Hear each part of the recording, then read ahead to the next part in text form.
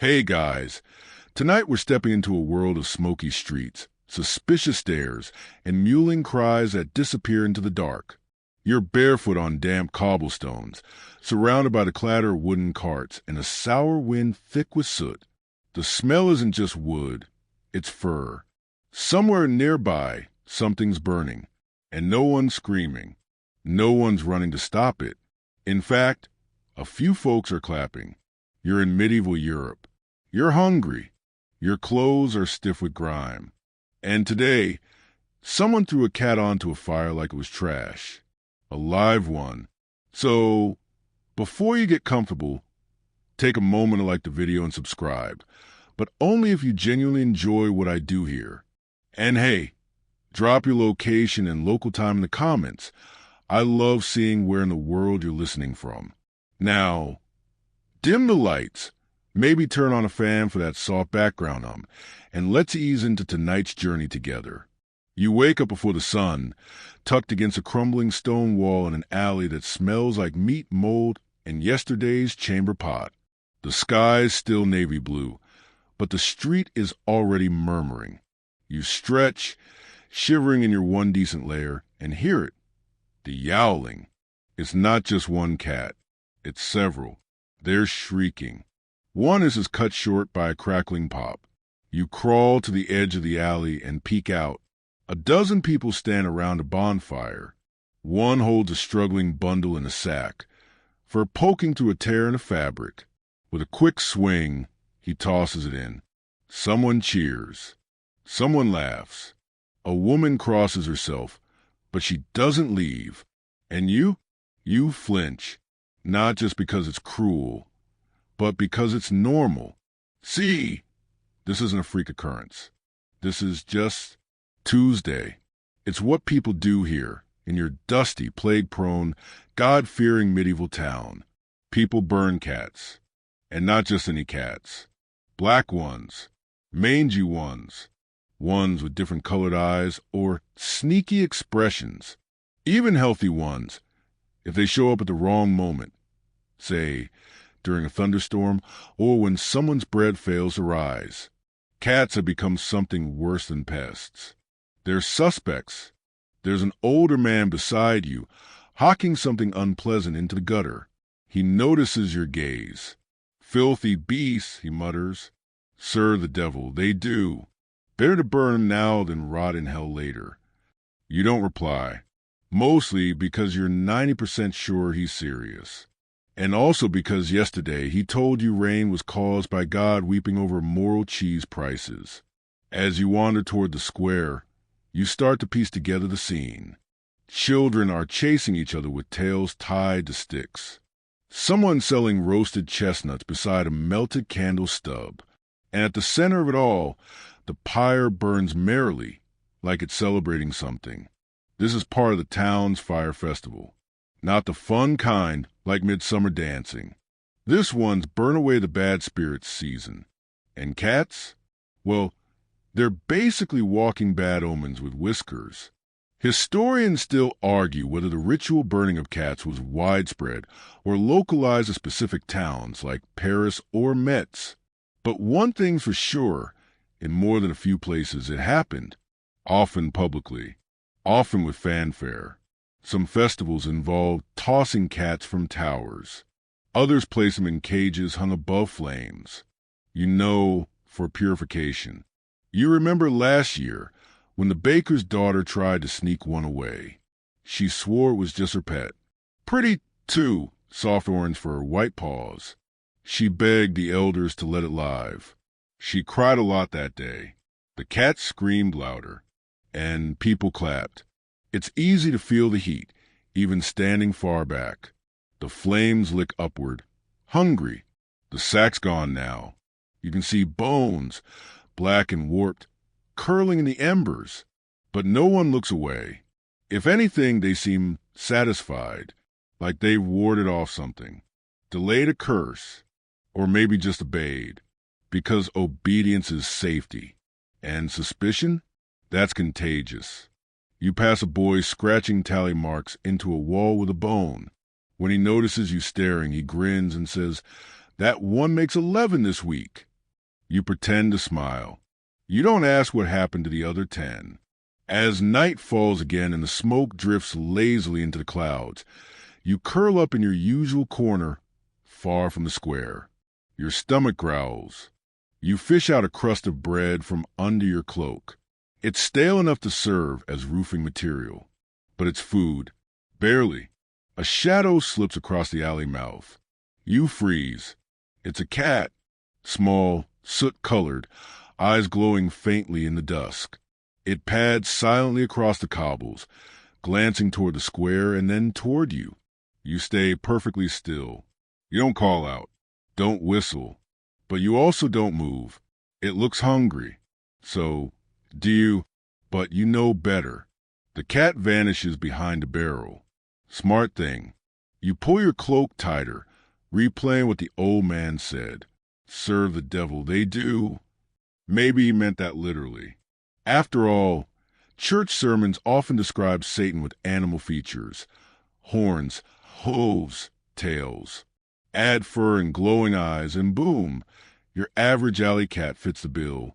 People believe cats consort with witches, deliver curses, and sometimes carry the devil himself in their sleek little bodies. Still, you're not convinced. But in this town, that's not a safe thought. Somewhere, another yowl cuts through the air. The fire crackles again.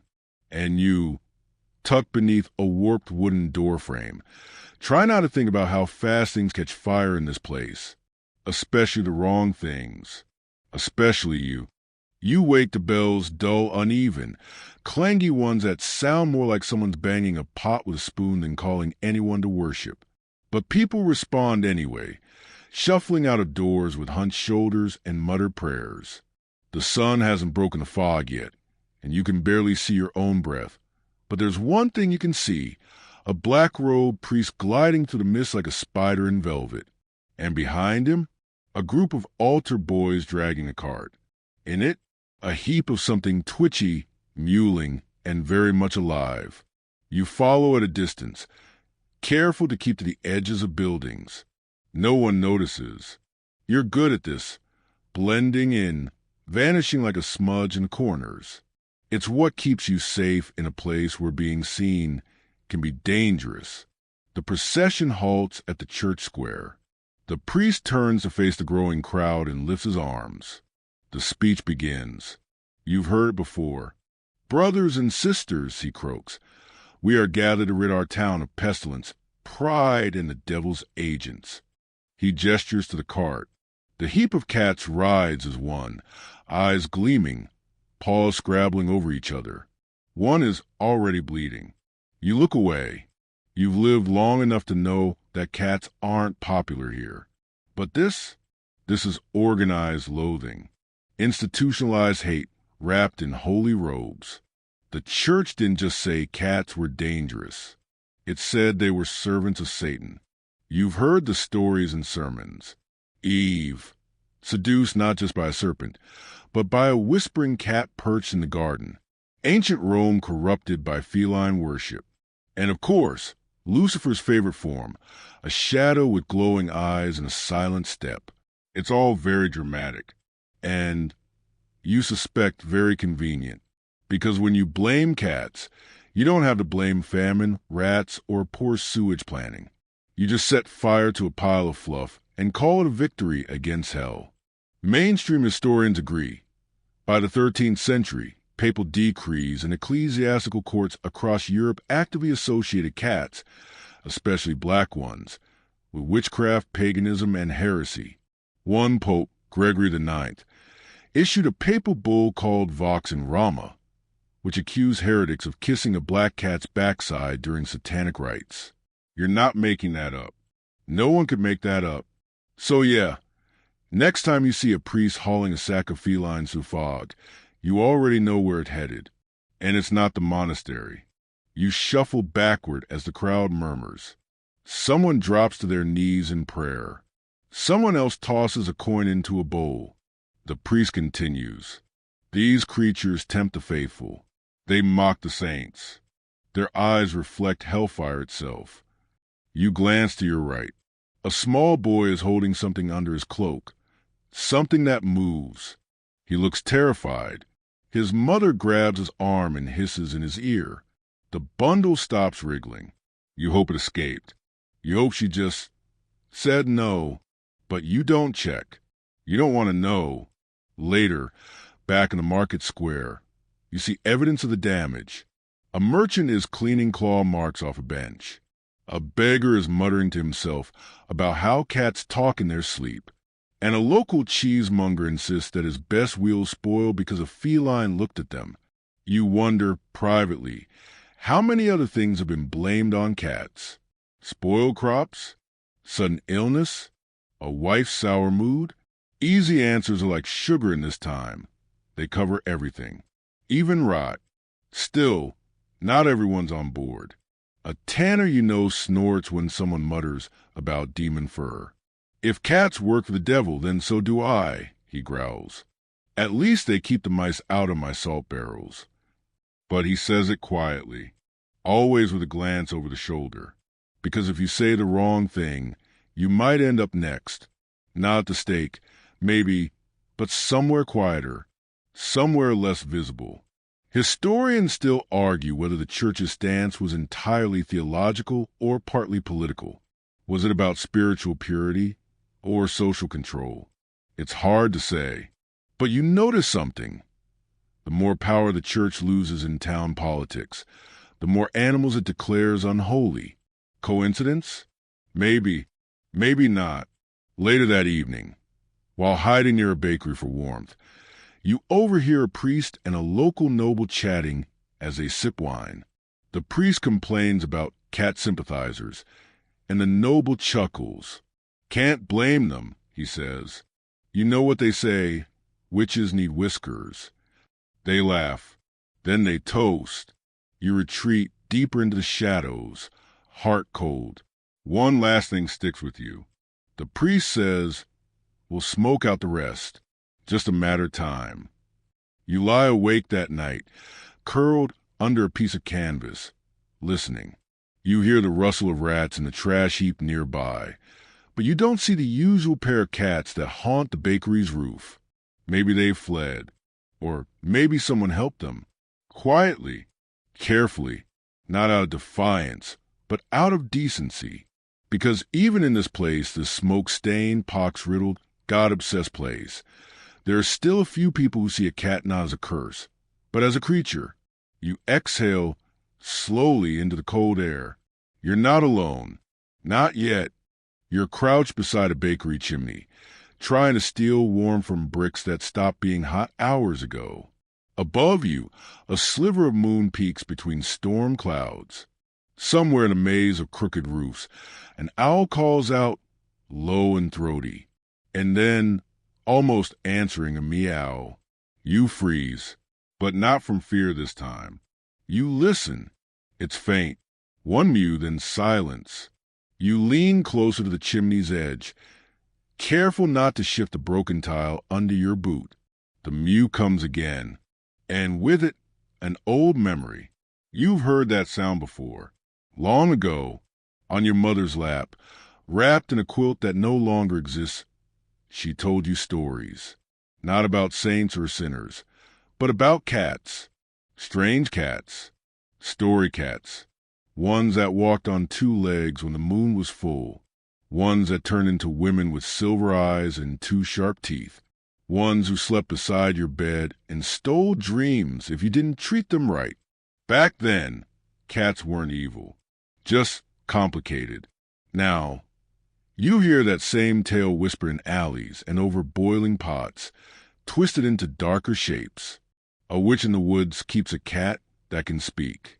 A midwife's tabby was seen dancing during a storm. A boy followed a gray mouser into a field and vanished for 3 days, coming back mute. The folklore has claws now. You slip down the side of the building and land in a soft pile of straw, ignoring the startled squeak of a rat. Your goal tonight isn't food. It's answers. You've heard whispers of a weaver's widow on the edge of town who keeps cats, openly, boldly. Supposedly her house smells like sage and smoke and is painted with protective symbols. People say she talks to her cats like they understand, which is ridiculous, of course, and exactly why you're going. It takes an hour of slipping through fog and avoiding patrols, but you reach the cottage. It's barely a house, just 3 walls and a patched roof leaning toward collapse. Yet the garden glows faintly, lit by candles in jars. The air smells like rosemary, and the meowing? Close, multiplying. You tap gently on the crooked door. No answer. You push it open. Inside it's warm, shockingly so. A fire flickers low, and the walls are hung with dried herbs. And there, sprawled across the floor like royalty, are 5 cats, all sizes, all colors. One opens an eye and blinks at you unimpressed. Then a voice, "You're letting in the cold, dear." You turn. She's old, not frail, just weathered, like she's been alive long enough to choose her wrinkles. She motions for you to close the door and sit. You do. "I know why you've come," she says. You blink. You do. She smiles faintly. Everyone comes eventually, either for a blessing or a confession. You glance at the cats. One is licking its paw. Another needs a cushion, like it owns the place. "I want to know why people burn them." You say, softer than you meant to. The woman nods. "They always have. Sometimes to scare witches, sometimes to replace them." She picks up a tea kettle and pours you something steaming. But mostly, people fear what watches them without flinching. She gestures toward the nearest cat, who's now staring at you with eyes like golden coins. "In old tales," she continues, "cats saw ghosts. They followed dead souls through liminal spaces. Some said they guarded the gates of the afterlife. Others swore they led souls astray." You sip the tea. It tastes like time and smoke. "So people made them villains." "They made them convenient," she corrects. "If you can turn a cat into a monster, you never have to ask what really haunts your village." A gust rattles the window. One of the cats darts under the table. You ask, "But why do people believe it now? Isn't it just superstition?" She studies you. Belief isn't about truth. It's about comfort. And in times like these, comfort is scarce. You look around. The house feels alive, not with magic exactly, but with something quiet and constant. Like these cats keep time in a world that's always out of rhythm. Historians still argue whether cat lore was born from pagan myth or later twisted by church politics, she says, almost idly. But cats have been slipping through stories since Egypt, since Rome, since before books. You blink. "You're a historian?" She laughs. "I'm a widow with ears. Same thing in this town." The candlelight softens her face. One of the cats curls up beside your leg, purring so deeply you feel it in your ribs. "You don't burn what you understand," she says at last. "But you don't understand what you're taught to fear." As you leave, she presses a sachet into your hand. "For protection," she says. "Not from demons, from neighbors." You walk home slower than usual, aware of every cat-shaped shadow. Not all are friendly. Not all are real. But you feel different, like you've glimpsed a map, or maybe just realize you're on one. You reach your alley. The smoke in the distance tells you another fire is burning. But not here. Not tonight. You lie down, sachet under your head, and close your eyes to the sound of tiny paws, quiet in the dark. The next morning, someone screams. Not the, "I stubbed my toe on the bread oven" kind of scream. This is the other kind. The get the priest get, the town elder get, the torches kind. You sit bolt upright under your tarp and instantly regret it. Your neck has molded itself to the shape of the cobblestones. Again, you scramble toward the commotion, ducking behind barrels and hanging laundry. A crowd is forming near the well in the center town. Not a good sign. The last time this many people gathered, a man was accused of turning invisible and stealing cheese. You squeeze into a spot near the edge and see what's caused a fuss. A woman is kneeling in the mud, sobbing. Two older men are restraining her. Behind her stands the town's bailiff, looking grim and self-important, like someone who's just discovered a new reason to ruin breakfast. He holds something in his hand, a cat, or what used to be one. It's stiff, limbs twisted, fur blackened, eyes open wide and glassy. It's been displayed. Deliberately, the murmurs start, which, heretic, filth. The woman gasps, "It was my daughter's. She found it. We only fed it. The bailiff raises a hand. She lies. Another voice. The cat came from the miller's yard. That's the second this week. You feel a weight in your chest, something heavy and cold. This is no longer about cats. It's about the next scapegoat. And right now, that scapegoat is a widow with a child and a dead pet. You slip away before the questioning starts. You know how this ends.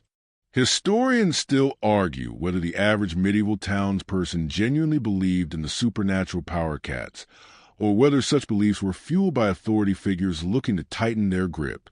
But either way, the fear was real and powerful. Back in your alley, you pace. You're thinking too fast. Why now? Why her? You remember the woman, kind, generous, gave you a whole apple once. Didn't even ask you to bless it or swear you weren't contagious. And her daughter?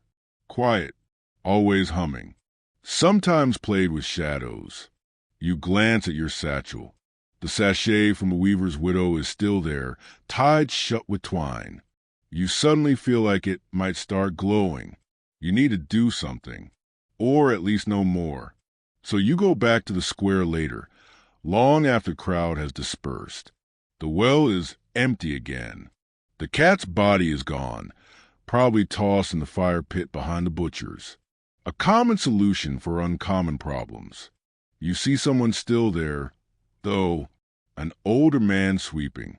He's the grave digger, technically, but in a town this paranoid, he mostly sweeps. You ask him, why'd they take her? He doesn't stop sweeping. Because someone needed a burn and the firewood was wet. You blink. That's not comforting. He shrugs. Truth rarely is. You linger. He glances at you. You're not stupid. You've seen it too, haven't you? You nod cautiously. Cats don't bring the devil. They bring sight, he says. And that scares people more. You tilt your head. Sight. He leans on his broom. They see sickness before it hits. Rats before they breed. They stare at corners where nothing's there. And sometimes they're right. People hate that. You remember the woman sobbing. The bailiff's certainty. The crowd's hunger. They wanted a villain. And the cat, well, it had bad timing. Bad color. Bad eyes. All things easily punished. That night, you walk past the cottage of the weaver's widow again. A cat sits in her window, eyes glowing in the candlelight, watching you. You don't knock this time.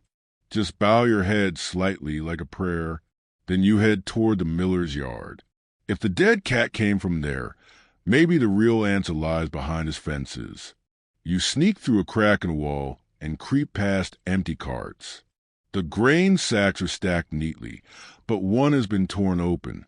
Scattered kernels trail into the shadows, and there, half hidden in the spilled grain, tiny droppings. Rat, of course. You peer deeper. There are gnawed boards, shredded linen sacks. You see a flicker of movement. Too small to be human, too fast to be anything but vermin, and not a single cat in sight. Because they've been killed, driven out, burned. The cat wasn't the problem. The cat was the solution. You head back into town, wondering how many people are going to die from contaminated grain before they realize they've made a mistake. Again, Mainstream historical records from the Middle Ages show a strange pattern. Outbreaks of plague and pestilence sometimes followed periods of feline extermination. Correlation isn't causation, but let's just say, when cats vanish, things get itchy. You stop in the shadow of the bakery and sit. The air is heavy. You feel a shift, subtle but real. Like something has snapped inside the town. Some core reason stretched too far. And you're just try to stay out of the way. As dawn creeps in, you hear a cat's meow in the distance. But this time, it sounds like a warning. The smell of moldy grain is everywhere. It clings to your clothes, your hair, even the back of your throat. You've been working all morning at the edge of the miller's yard, pretending to help sort the bags, really just listening, watching, piecing things together like an anxious jigsaw puzzle. And guess what? The rats are winning. They dart from bag to bag like tiny thieves, fearless now that their only predator is smoke and ash. The town's war on cats has left an opening, and the rats know it. You watch one nibble through a sack with lazy confidence, flicking its greasy tail like it owns a place. You want to laugh, then cry, then maybe throw a rock. Instead, you just sigh. A boy beside you, maybe 10, maybe 12, leans in. "Used to be cats here," he whispers. "Kept the mice away." Then one bit the priest's boot, and well, you nod. You remember. That cat was orange, plump, friendly. Bit the priest because he stepped on its tail during sermon. Didn't matter. The next day, it was hanging from the church gate, tail tied in a bough. Public message. Private madness. Now the rats eat the flour. The boy says, then we eat the bread. Then we get sick. He's not wrong. You've seen more fever lately. More coughing. More kids with hollow eyes and blackened gums.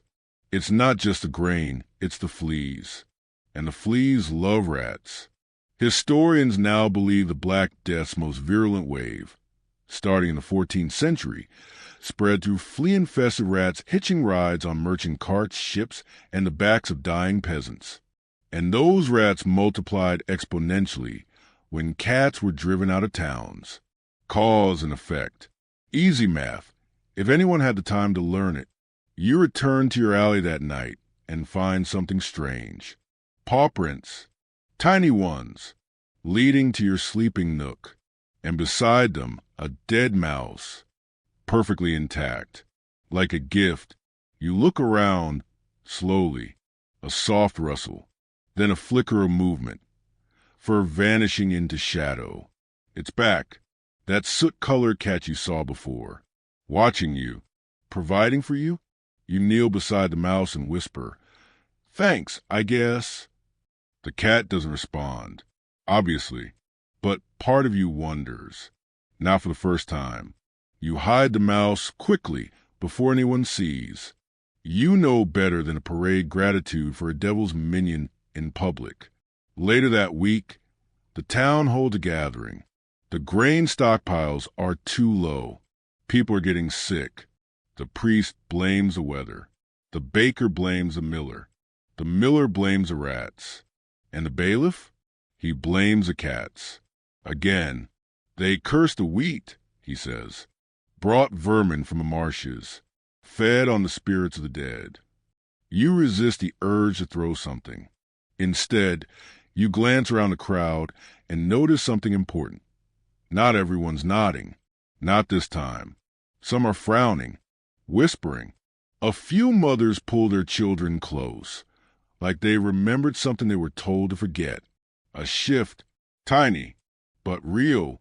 You catch the eye of the weaver's widow, standing near the back. She doesn't smile, but she lifts 2 fingers to her brow, quick and subtle. A sign. You leave the gathering before the fire-starting committee is reassembled. You've seen where that leads. You head toward the outer edge of town, where the rat problem is worst. Not to help, just to see. And it's bad. You step over chewed sandals, shriveled vegetables, entire cloth bolts shredded into nests. You see one rat dragging a piece of jerky nearly its own size. And still no cats. Well, almost none. Near a half-collapsed barn, you hear a low hiss. You peer through a crack and see it. A tortoise-shell cat perched above a beam, eyes locked on the chaos below. It doesn't move, just watches. And beneath it, 3 kittens.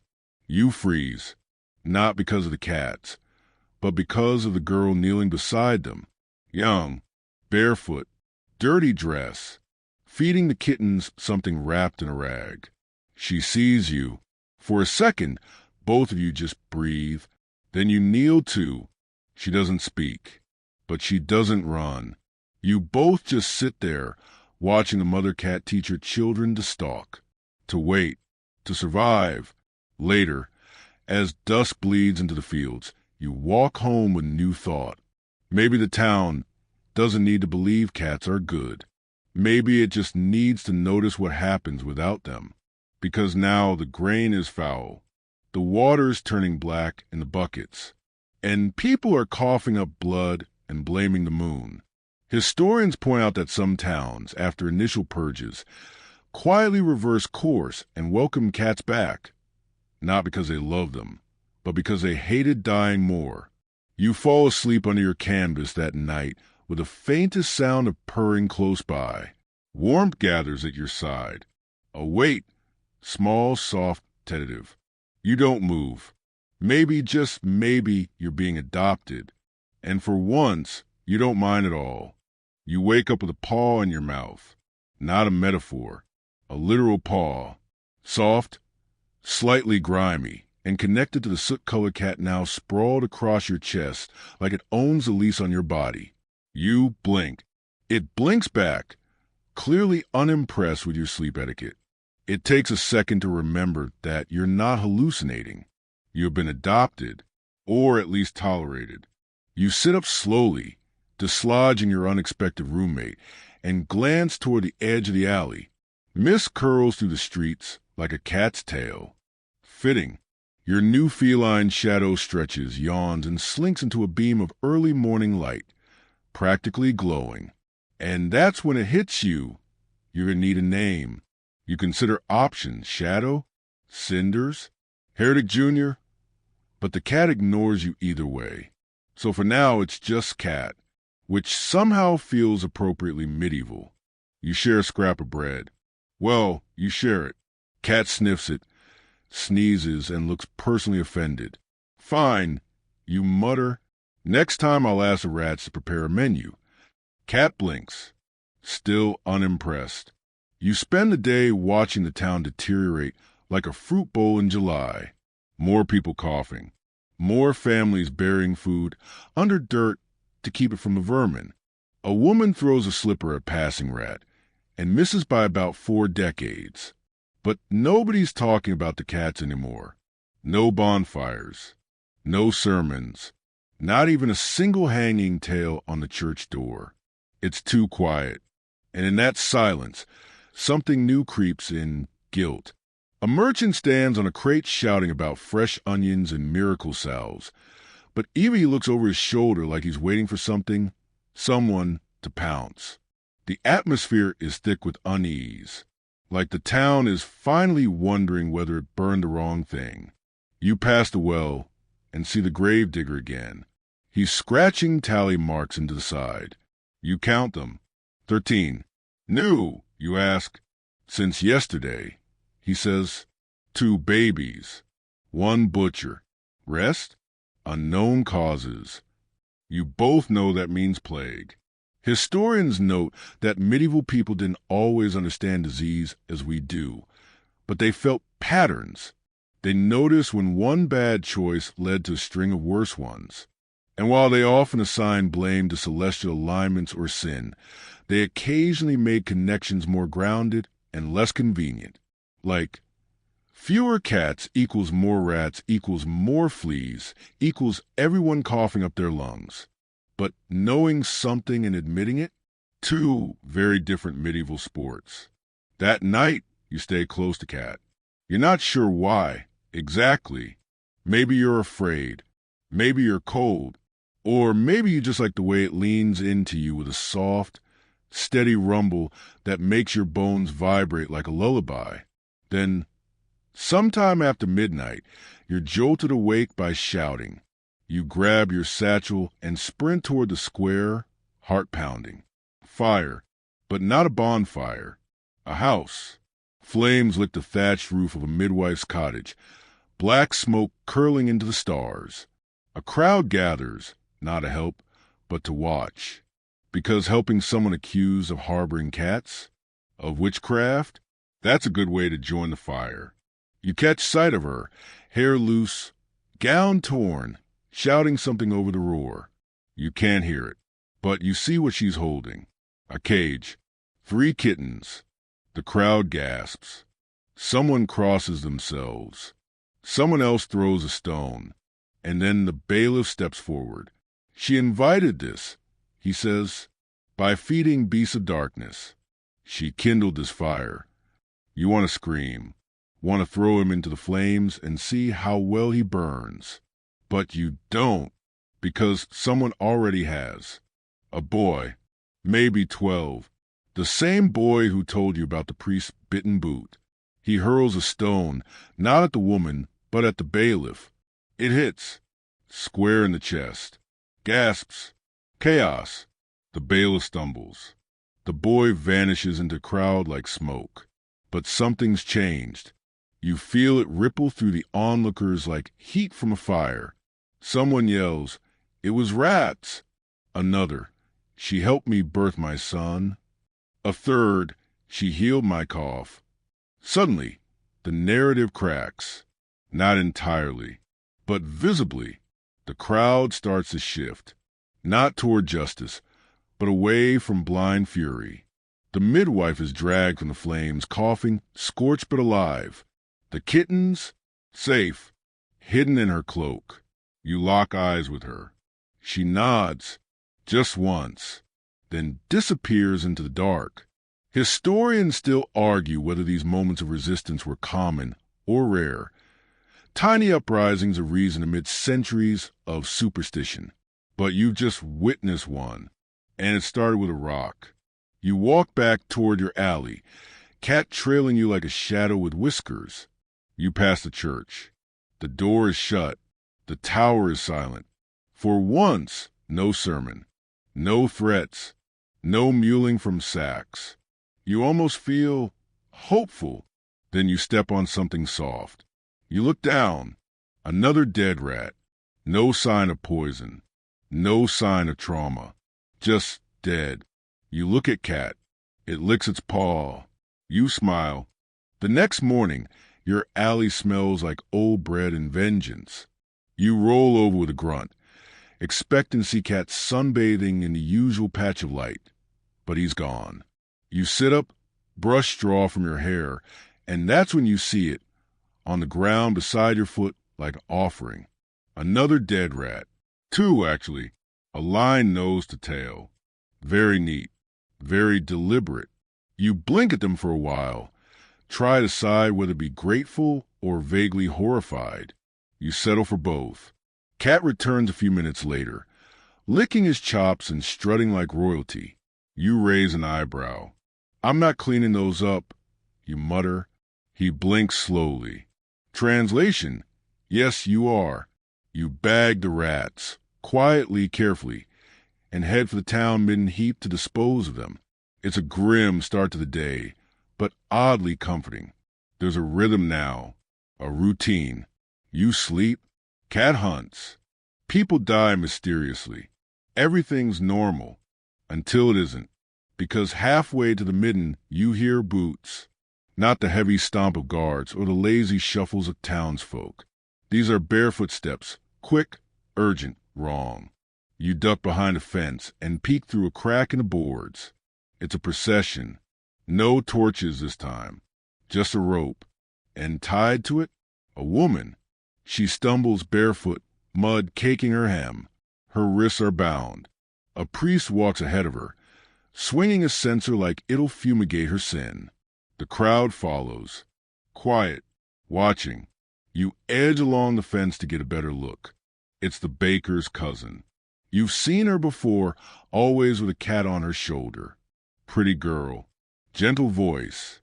Probably gave you a heel of bread once, which means she's at least 2 moral notches above the bailiff. She doesn't cry, doesn't beg, just walks. You slip into the alley ahead of them and follow from a distance. They pass the well, the smithy, the butcher's. People lean out windows, watching. No one speaks. Then they reach the church square. There's no fire, just a platform and a chair. The priest turns and raises a hand. Today we see true penance. Not death, not flame. Confession. You narrow your eyes. He gestures to the chair. Let her speak her sins. Let her cleanse her soul. The woman says nothing. He tries again. You harbor devils. You let them rest in your home. Eat your food. Still nothing. The crowd stirs. Someone hisses. Someone mutters a prayer. Then she lifts her head and says, I let a cat sleep in my bed. It purred. I liked it. The priest recoils, visibly disturbed. You enjoy its presence? She nods. I fed it. I named it. I didn't ask God for permission. Gasps. A small child begins to cry. A woman crosses herself so fast her fingers blur. The priest raises a censer again. Then speak now. Say it was a demon. No. It whispered to you. It purred. It tempted you. It chased moths. The priest's face reddens. He signals to the guards. And then you blink, because Cat appears, right in the middle of the square. He slinks through the legs of the crowd, tail high, utterly unfazed. The priest sees him. Everyone does. A whisper spreads like fire. A black one. Don't look in its eyes. Is it hers? No one knows. Cat stops, sits at the base of the platform, and licks his paw. The baker's cousin chuckles. Just once. The sound is so startling, so human, that even the guards pause. Historians still debate whether animal trials in medieval Europe were taken seriously by the church, or merely served as moral theater for the masses. But what's unfolding before you feels like something in between, a farce teetering on the edge of fear. The priest gestures wildly. Seize it. A guard hesitates. It's just a cat. Then you touch it, snaps the priest. The crowd shifts. You catch eyes with the gravedigger. He stands at the back, arms crossed, unsmiling. Next to him, the weaver's widow. No smile either, just watching. The guard moves toward Cat. Cat flicks his tail, stands, and strolls away. No rush, no fear. The crowd parts around him like mist. The woman on the platform laughs again, louder this time. It's too much. The priest screams. Blasphemy. She mocks us. Let her cleanse herself. And so the guards drag her forward, not to the fire, but to the well. You blink. They're going to dunk her. Trial by water. Your gut knots. You've heard of this. Seen the aftermath. Tie a woman up, toss her in the well. If she floats, she's a witch. If she sinks, well, oops. They call it justice. You call it medieval logic at its finest. But this time, something stops the ritual. Rain. A crack of thunder splits the sky. Fat drops hammer down, fast and furious. Someone shrieks. Someone else runs. The priest fumbles his censer. It hits the ground and extinguishes with a hiss. The guards hesitate. The crowd dissolves.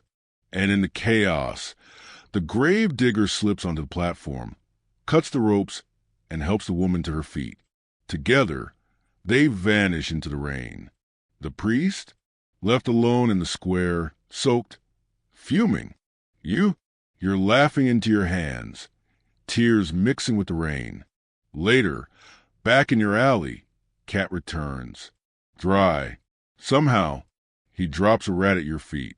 Again, you nudge it with your boot. You might be the town's only functioning public health service. Cat sneezes.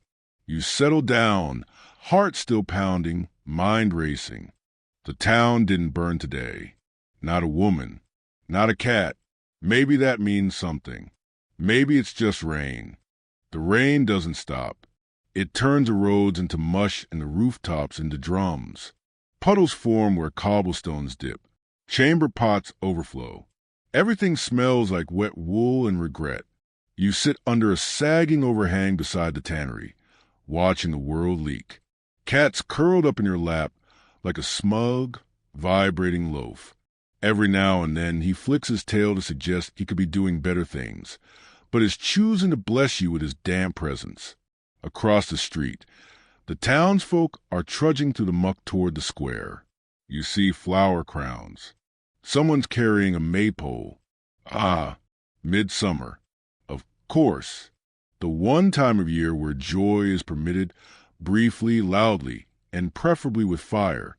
But this year, the celebration feels strained, like a party thrown in a haunted house. You wander toward the edge of the festivities. No one stops you.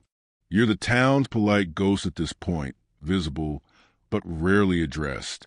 The square has been swept, banners hung, and a small wooden structure assembled in the center. You squint. It's a cage, and inside it, cats, 3 of them, huddled together, soaked, wide-eyed. You feel your stomach twist. They're part of the celebration. You remember what the gravedigger told you last year. Old towns used to toss cats into bonfire on Midsummer's Eve, said it cleansed the year. Or maybe just the conscience. You didn't believe him at the time. Now you wish you still didn't. A boy dances past with a torch. A woman sings a slightly off-key folk tune about wheat and fertility and rivers not flooding. People clap. They're trying, but their eyes keep darting to the cage. No one says out loud, but the fire's the real finale. Cat perches on your shoulder now, claws digging slightly into your collarbone. You whisper, "Don't worry, you're not invited." He yawns. You wince. Historians document these fire festivals across France, Belgium, and parts of Germany, particularly in the 16th and 17th centuries. Burning animals, especially cats, was seen as symbolic, purging evil, warding off plague, or just keeping tradition alive. Why? Because people are really good at making cruelty feel ceremonial. The mayor climbs onto a barrel. "We gather to mark the turning of the sun," he calls, "and burn away the old shadows." No one claps. He fumbles. We remember what these beasts bring. Mischief, disease, disrespect. Still no clapping. You feel it in your bones. This ritual is running on fumes. People are tired. People are scared. And deep down, people know the cats didn't cause any of this. But ritual is comfortable. Fire is final. And traditions die hard, especially when you've already burned everything else. A group of boys drag the cage forward. One trips, and the cats inside scramble over each other, terrified. A low murmur ripples through the crowd. You catch a glimpse of the weaver's widow near the back. Her arms are crossed. Her face unreadable. The priest is here too, smiling. That's when you move. Not fast, just deliberate. You walk into the square, past the firewood, past the boys, and stop right in front of the cage. You crouch. The cats stare at you, trembling. Then, from your satchel, you pull a small object, the sachet the widow gave you. You untie it and gently lay it on top of the cage. Then you stand and turn to the mayor. "Let them go," you say. The crowd murmurs.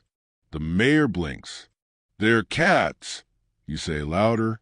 "Not demons, not disease, just animals." The priest steps forward. "You have no authority." "And neither do you," someone interrupts. It's the gravedigger, then a baker, then a dozen more voices. A wave of murmurs builds into a roar. They eat rats.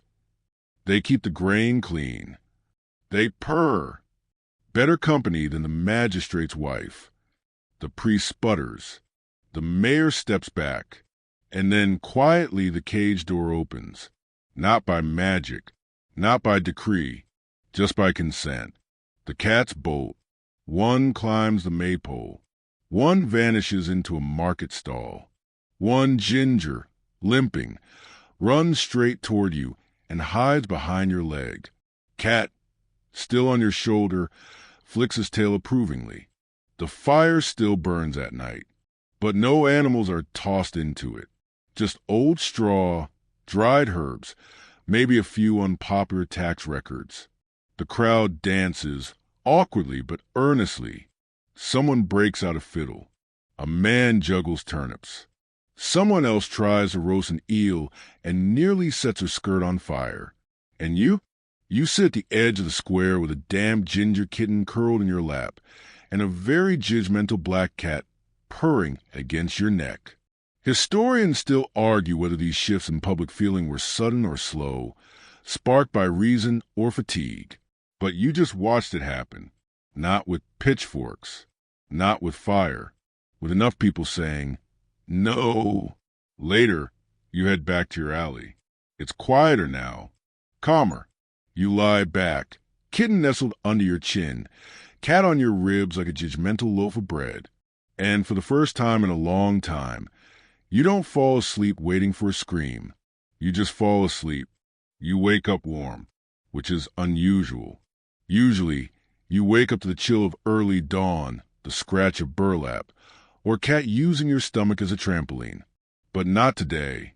Today, there's a quilt. Not yours. Worn but warm.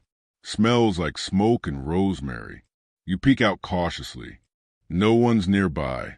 Just the alley and cat, sitting proudly on a barrel like he summoned the quilt with the power of smugness alone. You blink at him. You're not fooling me. Someone's behind this. He yawns. Then you spot it, a small sprig of lavender tucked in the corner of the quilt.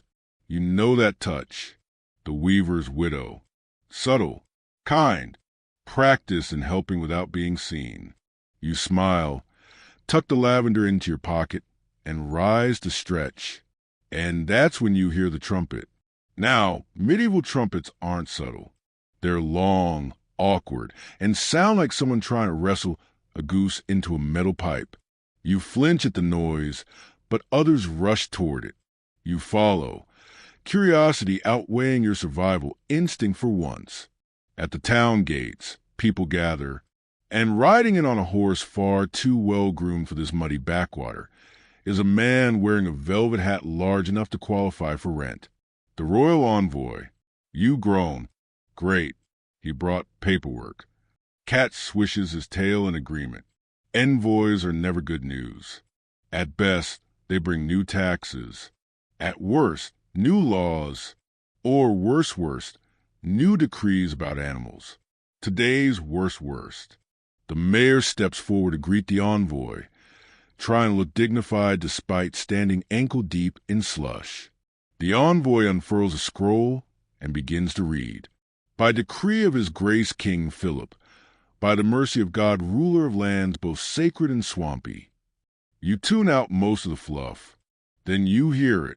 It is henceforth prohibited to keep or feed domestic cats, save by writ of noble exemption. All such animals are to be surrendered to local authority for disposal or public censure.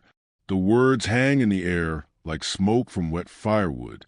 Disposal, censure. People glance at each other, mutter. Some shift uneasily. A child starts to cry. You look at Cat. He licks his paw, utterly unbothered, which is wildly out of sync with how much danger he's suddenly in. You edge back into the crowd. Historians have noted royal decrees against cats, particularly during times of plague or superstition, often encouraged by influential clerics or terrified nobles. In France, England, even Spain, monarchs sought to cleanse a land of omens. Cats, unfairly, were excellent scapegoats. And here you are, living it. That evening, whispers fly faster than fleas. They're going door to door. The widow's hiding hers in flour sacks. Someone drowned a litter in the river already.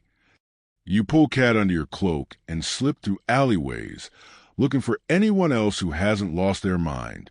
You find the grave digger at the edge of the cemetery, sharpening a shovel with a whetstone. He doesn't even look up. Saw it coming, he says. They always double down before they give up. Should we run? You ask. He snorts. To where? Cats are hated here, feared there, and illegal everywhere else. You hesitate. What do we do, then? He looks up, eyes tired but fierce. We hide. We feed. We wait. That night, you visit the widow's cottage. The door's unlocked.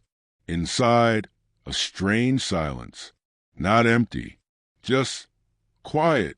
She greets you with a nod, then pulls back a rug to reveal a hidden cellar door. You follow her down. It's warm. Earthen walls. Candles in jars. And cats. Dozens. Curled on shelves in baskets under stools. One blinks at you from a loaf pan. A kitten bats at your bootlace. She hands you a bowl of milk. They won't all survive, but some will, and that matters. You ask, aren't you afraid? She shrugs. Fear's been in this house longer than any of them. It doesn't make the rules. You leave with Cat under your arm and a head full of thoughts. The town above you feels tighter now, like it's bracing for something, clamping down, closing ranks. And the king's decree? It's already taken root. The next day, the baker's dog chases a stray tabby across the square. No one stops it. A girl throws stones at a calico perched on the bakery roof. Her mother doesn't scold her. A merchant boasts about turning in his neighbor's Mauser for a reward. You walk faster. At your alley, you find a new sign carved into the wall. A simple one. An eye, watching. The gravedigger's mark. A warning. They're coming. You curl up under your quilt that night with Cat pressed tightly against your chest. You don't sleep much, but you dream. And in the dream, the town burns, but not with fire. With eyes. Golden, green, silver. Watching. Waiting. You don't even get a full morning before the knock comes. Not a polite knock. A lawful one. Rhythmic. Loud. The kind of knock that says, we know you're in there, and we brought a stick. You bolt upright beneath the quilt. Cat is already gone, slipped through some unseen crack in the wall, like a ghost with fur. Smart. The voice follows the knock. Open in the name of the king. You don't move. You're not even in a real house, just a boarded-up storeroom you tucked into overnight. But someone noticed. Someone reported. And now the envoy's decree has claws. You slip through the back, ducking behind crates and moldy sacks of barley. You can hear them kicking in doors 2 streets over. No one's fighting back. Not yet. By noon, you've seen 2 more cages dragged through the square. One holds for yowling kittens. The other? Empty, except for blood. You don't ask. Cat finds you near the fountain. He hops up onto your lap, like this is just another lazy day in the mud, purring like he didn't just escape state-mandated execution. You whisper, "You're gonna get us both burned." He blinks, then immediately climbs onto your shoulder. Of course. You spot a gathering near the tavern. A small crowd, tense and hunched. They're watching someone perform. A jester, of all things. He's juggling apples, wearing a pointed cap with bells. But no one's laughing. And then you notice what's behind him, a wooden puppet stage with painted scenery. And, yes, a cat, not a real one, just a puppet. A black feline with a twisted smile and devil horns glued to its head. You feel your stomach drop. The jester cackles. And here comes Mephistopheles, the Munion of darkness. The puppet hisses, lunges, and the smaller puppet, a nun, screams and faints. The crowd chuckles nervously. You glance around. There's the priest, nodding along, the mayor, smiling too wide, and the envoy himself, sipping something from a silver cup. Cat growls quietly. You whisper, I know, buddy, that's the worst puppet I've ever seen too. But it works, because what you're watching isn't entertainment. It's reinforcement. Historians often note that humor and spectacle were used to reinforce moral narratives, especially when fear was wearing thin. Make it a joke, and the public repeats it. Make it rhyme, and they'll teach it to their children. Make it a cat puppet with devil horns, and suddenly the enemy fits in a punchline. The weaver's widow appears beside you, so silent you nearly jump out of your skin. They're not laughing because it's funny, she says. They're laughing because they're scared. You glance over. She looks tired. Angry, too, but calm. You should come with me, she adds. You follow her through winding alleys and back courtyards until you reach what used to be the granary. It's been abandoned since the last mold outbreak. Inside, she lifts a floorboard and leads you down. Not a cellar this time. A tunnel. It's damp, narrow, smells like candle wax and cat fur. You crawl for what feels like forever, then emerge into a chamber lit by oil lamps. There are people here. 10? 15? Some you recognize. Most you don't. They look up as you enter. No one smiles. At the center is a table. On it, a map of the town. And small tokens, buttons, pebbles, carved wood. You see one carved like a cat. Another shaped like a pyre. The widow speaks. This isn't just about animals anymore. You nod. It's about obedience. It always was. She points to a mark on the map. The jesters were paid. The decree is only partly royal. It was funded by a lord 2 towns over. One who lost 3 sons to plague and blames anything with claws. You frown. That's not how fleas work. She actually laughs. No, but it's how grief does. Someone else, a merchant apprentice, leans forward. We think the next step is door-to-door confiscation. Animals, books, people. The word hangs there. People. You swallow hard. So what now? They look at each other. Someone says, we hide the cats. Another, we spread the rats. You blink. You what? The apprentice grins. They think the cats cause plague. Let them see what happens without them. It's grim. It's clever. And it might just work. Because nothing says, maybe cats are fine, like a bread shop full of rodents. Cat hops up onto the table and knocks over the puppet-shaped token with one paw. Everyone laughs. Quietly, you stay the night in the tunnel, curled under a shelf with cat wedged into your ribs. It's cold. It's damp. But you're not alone. In the dark, you whisper, they're going to regret this. And from somewhere else in the tunnel, a voice replies, they already do. The next morning arrives with no birdsong, just rats. You crawl out of the tunnel like a mole blinking against the sun. Cat perched on your back like he's supervising a poorly organized rebellion. The granary's main hall is quiet. Dust hangs in beams of light. You slip outside, close the door behind you, and immediately hear the sound of tiny claws scrabbling across cobblestone. They're everywhere. At first, the townsfolk didn't notice. A few nibbled grain sacks. A hole in a flour bin. That's just the cost of doing business in a damp medieval village, right? But now it's different. You walk past the bakery.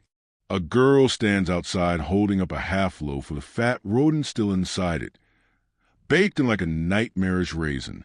She's screaming. Her father isn't even mad, just pale. Next, the butcher's stall. Rats chewing through leather. A cow's ear. Someone's shoe. And no one can find a single cat. You duck around the corner as a town crier tries to make sense of it. Blame the millers, blame the mold, blame the foreigners. But someone else mutters, or maybe we shouldn't be burned all the mousers. And just like that, the cracks start showing. Cat rides on your shoulder as you make your way toward the church. You need to hear what the priest will say about this. You're betting it'll involve sin, repentance, and probably zero science. Inside, candles flicker. Pews creak. The priest stands at the pulpit, voice echoing with the usual thunder. The Lord tests us through pestilence, through shadow, through whiskered temptation. You whisper, "Nailed it." He gestures dramatically. Let none be fooled by the enemy's form. The cat has 9 lives and uses each to deceive. Cat sneezes into your hood. You glance around. The faces watching the sermon are weary, not angry, not fearful, just tired. One woman knits. A man scratches his beard like he's thinking very hard about a ham sandwich. A child yawns so wide it echoes. The fire's gone out. Historically, clergy power often relied on emotion. Fear, awe, guilt. But even fear burns out when you're ankle deep in actual problems.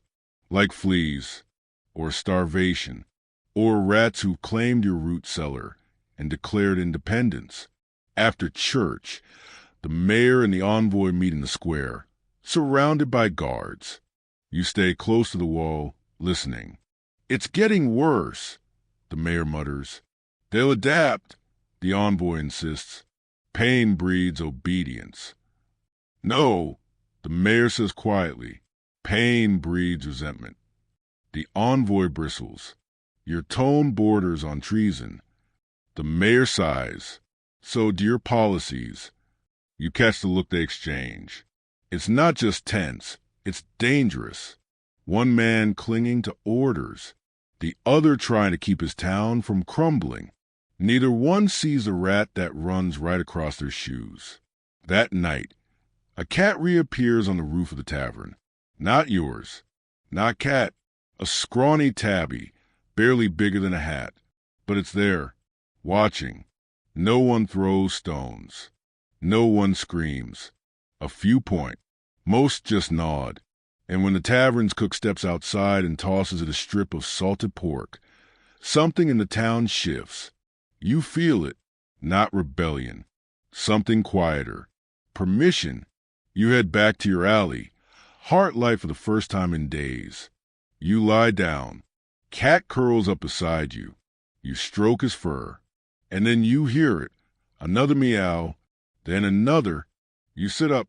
On the wall. On the barrel. On the edge of the gutter. They're back. 5. No, 6. Maybe more. Different shapes. Different colors. Some thin, some bold. All silent. All watching. Cat hops up beside them like royalty reclaiming a council seat. You can't help but grin. Welcome home. But not everyone's smiling. Across the square, the envoy stands in the shadows, arms crossed. He sees the cats. And you can tell he's not done yet. Historians still argue whether the return of cats to plague-stricken towns was spontaneous or quietly coordinated. Some accounts say villagers smuggled them back under hay carts. Others speak of entire underground networks of cat keepers preserving the bloodlines. But all agree the cats returned because they were needed, because they always had been. You fall asleep that night with soft paw steps echoing in the alleys. And for once, no screams, just purring, and one slightly too smug black cat curled in your armpit like it's a throne. By morning, the cats are everywhere. They sun themselves on windowsills. They tiptoe across laundry lines. One is curled up in the carpenter's sawdust like it built the workbench itself. Another has claimed a chicken coop as its private lounge. Chickens unbothered, oddly enough. And you? You've been appointed as some kind of unspoken liaison between the species. People start whispering when you pass. Not the hissed curses of last month, not the devil-worshipping accusations of yore. These are different. Curious, unsettled, reverent, even. The cats follow that one. Probably feeds them, or speaks to them. You roll your eyes and share a crust of cheese with Cat, who promptly sniffs it and walks off to kill something more organic. But not everyone is charmed by the whiskered wave of return. In a narrow street by the river, you hear shouting. A man in tattered robes is standing on a barrel, waving a wooden cross like a sword. They are the forerunners of rot, he bellows. Agents of the one who whispers from the roots. You take a breath. Another preacher. Not the priest. This one's freelance. He paces like a cat himself, erratic, unpredictable. They mark their territory in shadow. They nest in rafters and creep into our dreams. You notice people aren't really listening. One boy tosses a pebble. A merchant coughs and walks off. The air is heavy with rain and rodent droppings, and no one has the patience for poetic doom today. The preacher's words trip over themselves, too dramatic to land. They are witches reborn, in fur, with claws of poison. Then you see her, the midwife, the one saved from drowning. She stands near the edge of the crowd, arms crossed, a single tabby cat nestled in the crook of her elbow. She doesn't speak. She doesn't need to. The preacher falters. Because there she is, not cursed, not ablaze, not trembling, alive, strong, with a cat who's visibly falling asleep in her arms. The contrast breaks his momentum. He leaves in a huff.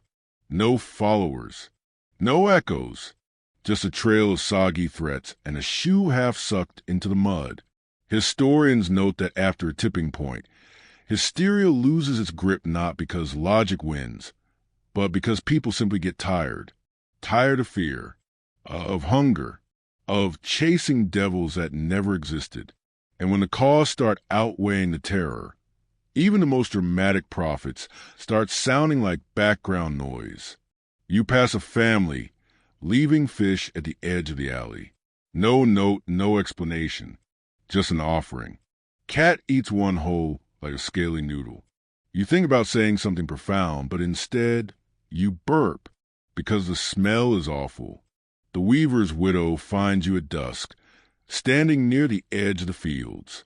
She watches the cats darting through tall grass. They're organizing. She says, "You squint. Are you serious?" She raises an eyebrow. "I said that out loud, didn't I?" You both laugh, but it's tired laughter, because not everyone's laughing, not when she disappears. You find out the next morning. Word spreads fast. The midwife is gone. Her house? Ransacked. No blood, no witnesses, no answers, but a message carved into the door. Silence the familiar. Your stomach turns. Cat presses against your leg. Low and quiet. You go to the square. Demand answers. The mayor isn't there. The priest won't meet your eye. The envoy? He's gone, too. That's when someone suggests it. She was a witch. Had to be. She talked to the animals. You want to scream. Instead, you walk straight to the church. You don't knock. Inside, it's candlelit and quiet. Incense thickens the air. You find the priest in prayer. He looks up slowly. "Child." "No," you say. He stiffens. "We must preserve." She saved people. That cat saved grain. And you take a step forward. You let them take her. He doesn't answer, but his hand trembles as he picks up his rosary. Outside, someone throws a rock at a cat on the roof. You hear a yelp. You run toward it, but the cat's already gone. A trail of blood on the shingles. Cat sits on a barrel nearby, tail twitching. You sit beside him. "Are we losing again?" you ask. He doesn't purr, just stares toward the edge of town. And that's when you realize the cats are vanishing again. Not burned, not blamed, just gone, as if they know what's coming.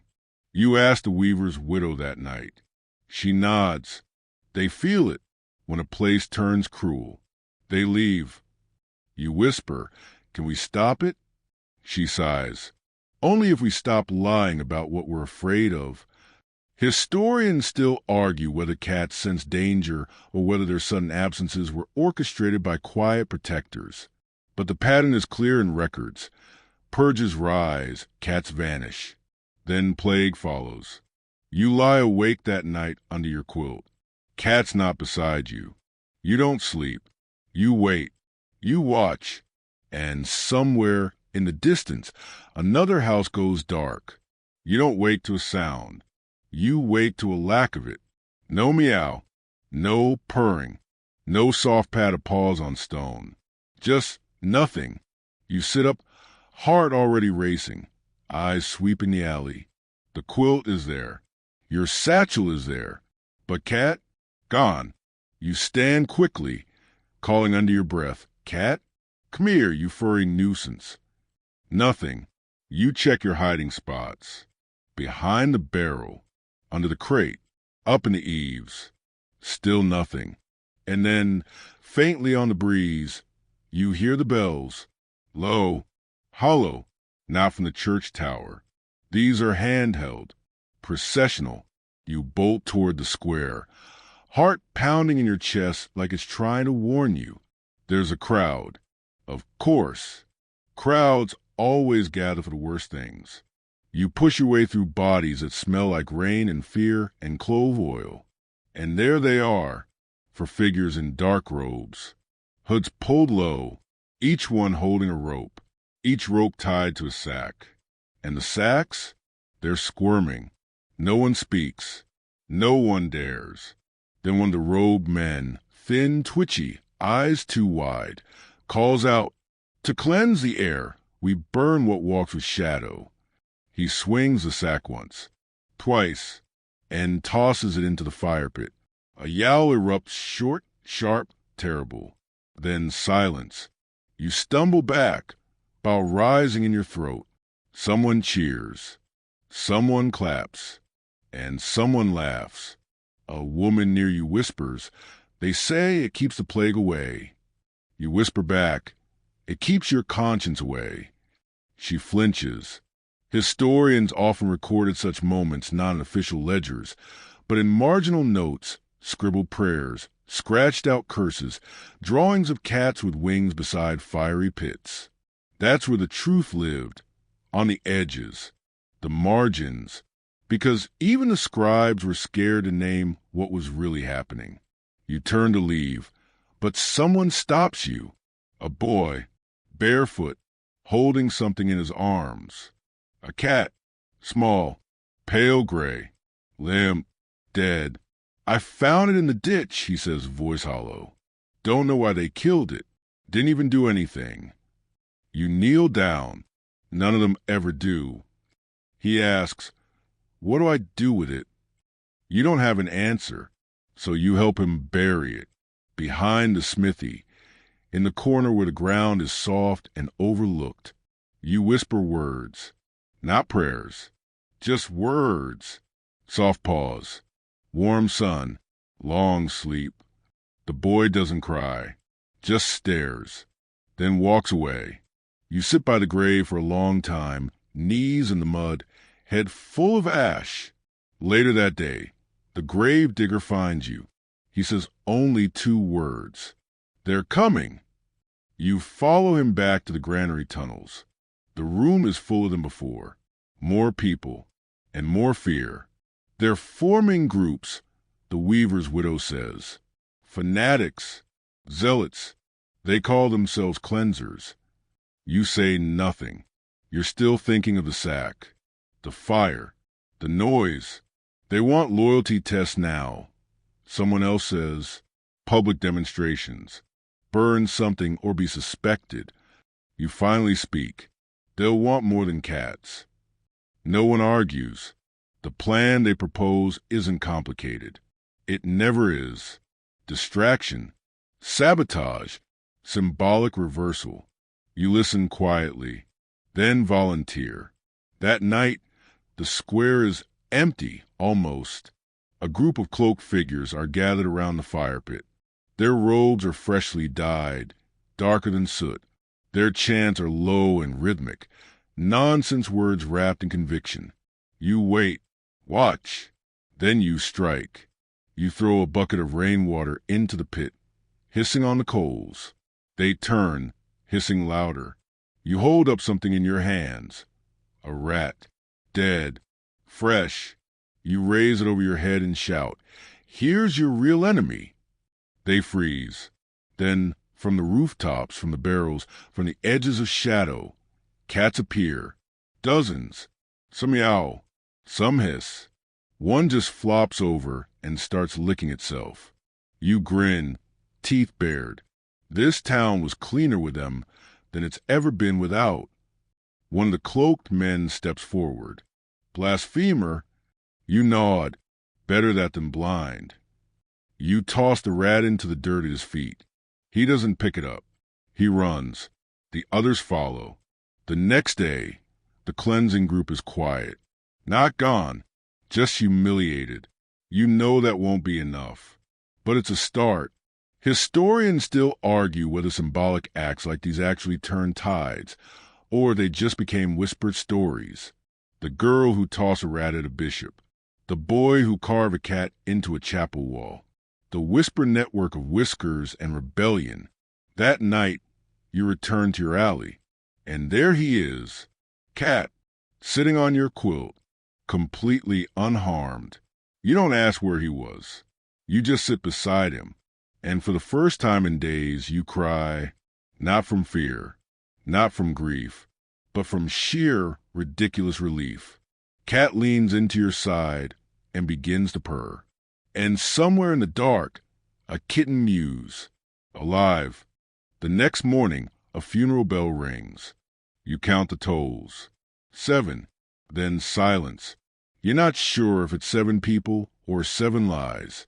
The town's quiet. Too quiet. Not the hush of peace, but the tense kind. The kind where everyone knows something's coming, and nobody wants to say what. You wrap Cat into your cloak and head toward the square. What you find isn't a funeral. It's a gathering. A crowd, tense and buzzing, surrounds a platform hastily built beside the fire pit. It's taller than usual. Less like a stage, more like a scaffold. A symbol, sharp and unmistakable. A man stands in the center, wrists tied behind his back. It's the baker's brother. You didn't even know he had a brother. But someone decided today was his turn. The priest stands off to one side, flanked by 2 guards and one very eager young boy holding a torch. Today, the priest proclaims, we make an example. The crowd shifts. Uneasy, he harbored cats, fed them, hid them from royal notice. Worse, he spoke against the decree. You glance around. Eyes dart. No one steps forward. Not even the baker. And then the priest adds, he consorted with witches. There it is, the real charge. Historians describe how, over time, animal accusations blurred into human ones. Owning too many cats? Suspicious. Owning cats and herbal poultices? Which? Owning cats and being a woman? Which deluxe? You scan the edges of the square and catch movement. The weaver's widow, watching, hands clenched. Next to her, the grave digger stands like a monument. The mayor arrives, breathless. What is this? Justice, the priest replies, too quickly. The envoy isn't present. Probably fled again. The mayor eyes the crowd. We agreed, no executions without counsel. This isn't an execution, the priest says. It's a cleansing. He nods at the boy with the torch. The child hesitates. Someone in the crowd mutters, that's just a baker's brother. Someone else says, he gave me bread when I was sick. Another, his cat killed 6 rats in one night. The torch wavers. Then the boy lowers it. The priest hisses, do it. But the boy looks at the man on the platform, then tosses the torch, into the dirt. The silence is loud. The grave digger steps forward. Enough! The priest turns furious. You defend this heretic? No, he replies. I defend this town from stupidity. Someone snorts. Someone claps. It builds. Tiny ripples of support. The mayor steps forward. Release him. The guards hesitate, then obey. The rope falls. The baker's brother slumps to his knees, shaking. The priest storms off, muttering. You feel Cat shift under your cloak, poking his head out just in time to glare after him. You scratch between his ears. You'd have done the same, huh? Cat sneezes. You head back to your alley, but something's changed. Not in the streets. In the air. Like everyone just realized a fire doesn't always need to burn. That night, someone chalks a drawing onto the church steps. A cat, sleeping.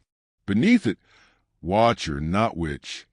You hear that the baker's brother moved into the old tannery. He keeps a few strays. People bring him food. A silent apology. And the next day, you see it. A banner, hung from the mayor's window. A simple linen square with a crude pawprint painted in ink. You stare at it for a long time. Then something hits your foot.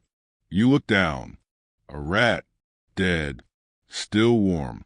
Cat sits a few feet away, tail flicking proudly. You're enjoying this, aren't you?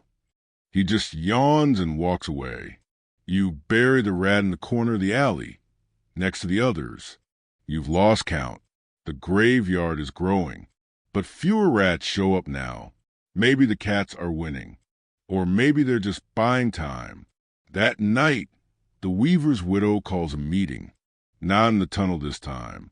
In the open, under the tavern's eaves, just after closing. It's quiet. Still, she speaks softly. They're testing us, seeing how far we'll bend. The gravedigger nods. We didn't burn today. That matters.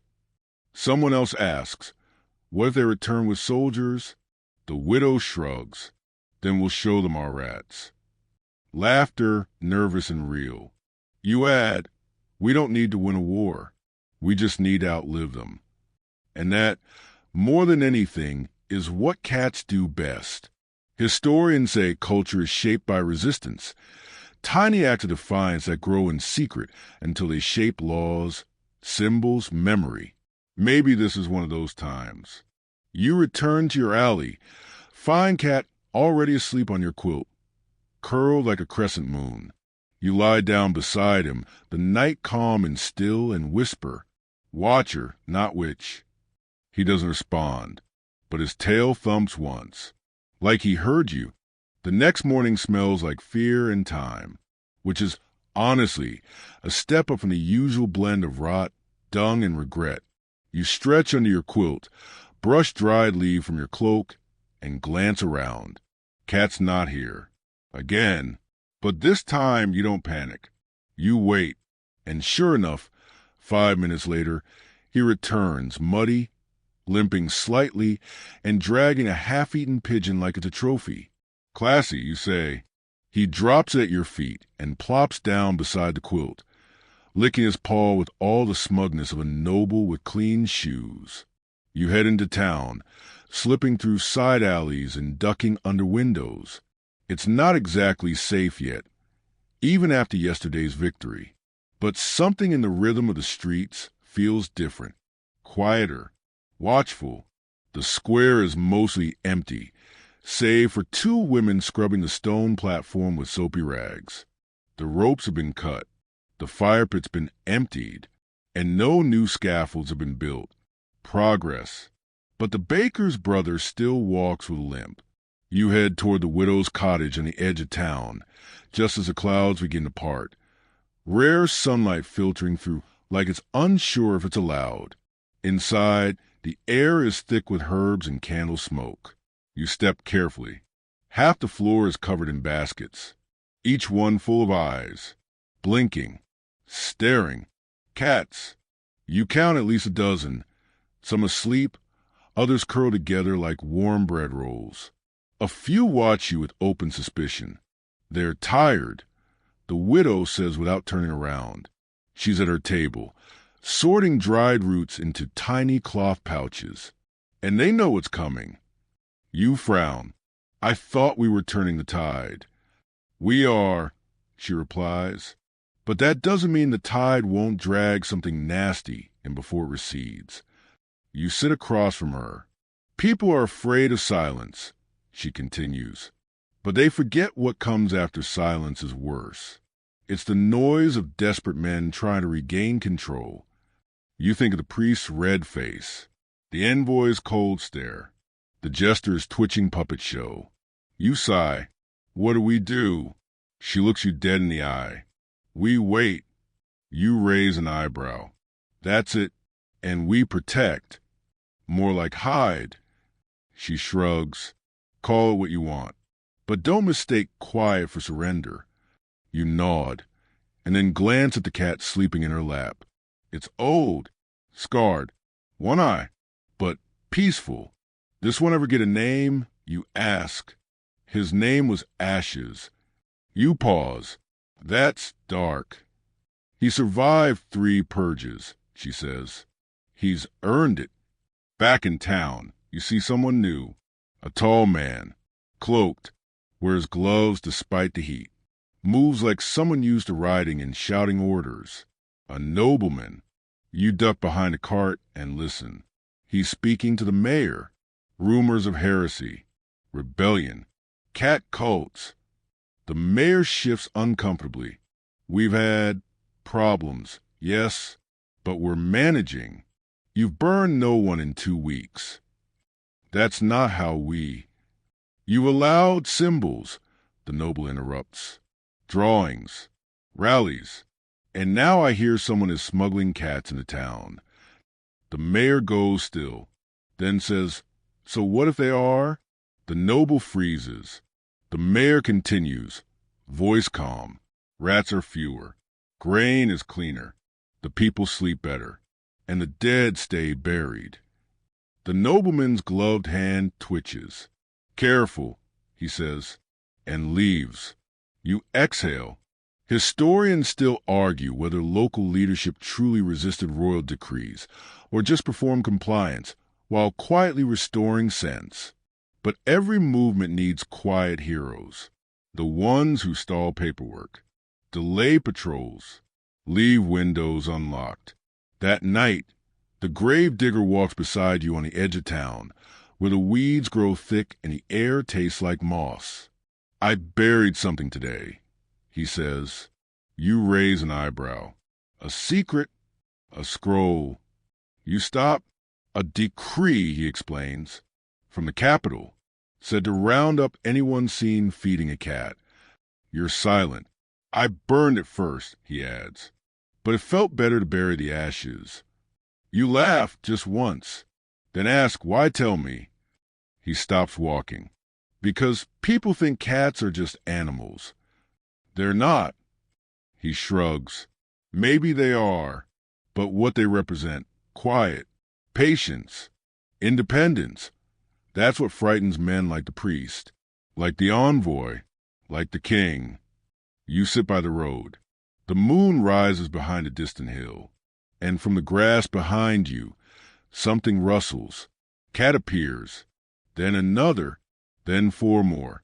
One climbs onto the gravedigger's shoulder. He doesn't flinch, just smiles. You know what I think? He says. What? I think we're not protecting them. You frown. We're not. He looks at the field of silent, glowing eyes. I think they're protecting us. You've never seen a monastery up close. You've heard about them, of course.